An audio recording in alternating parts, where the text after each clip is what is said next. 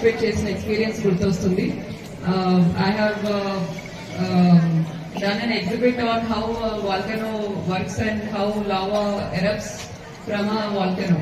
So అది నేను మా ఫ్రెండ్స్ అప్పుడు చిన్నప్పుడు ఏ విధంగా అయితే వాల్కనో పనిచేస్తుందన్న దాని మీద ఒక సైన్స్ ఎగ్జిబిషన్ ఏర్పాటు చేసి చూపించడం జరిగింది. అండ్ ఇంకొక ఈవెంట్ లో ఎలక్ట్రిసిటీ ఏ విధంగా అయితే ఎడిసన్ కనుక్కున్నారు దానికి సంబంధించి కూడా ఒక ఎగ్జిబిట్ లాగా చేయడం జరిగింది. సో ఇటువంటి ఎగ్జిబిషన్స్ అన్నవి ఎంతో important and participation of the students is also very important. ఎందుకంటే దీంతో మీకు ఒక క్యూరియాసిటీ అనేది డెవలప్ అవుతుంది. So that is very important in education.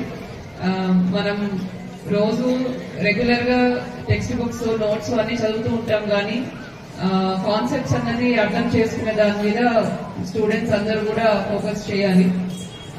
Only మనము నోట్స్ కానీ చెప్పింది రాసుకొని బైహార్ట్ కొట్టడం కానీ ఇవన్నీ చేస్తే మనకు సబ్జెక్ట్ మీద గ్రిప్ అనేది ఉండదు.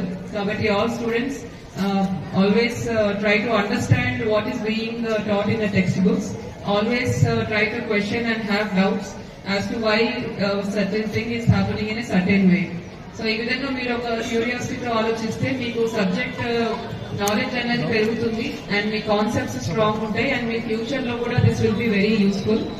And science and technology is very important for any advancing nation. కాబట్టి as children you are the future citizens. Your services are very much required for our society, for our country.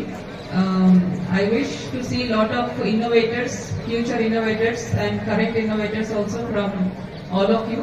So all the best to all of you for participation. Thank you one and all.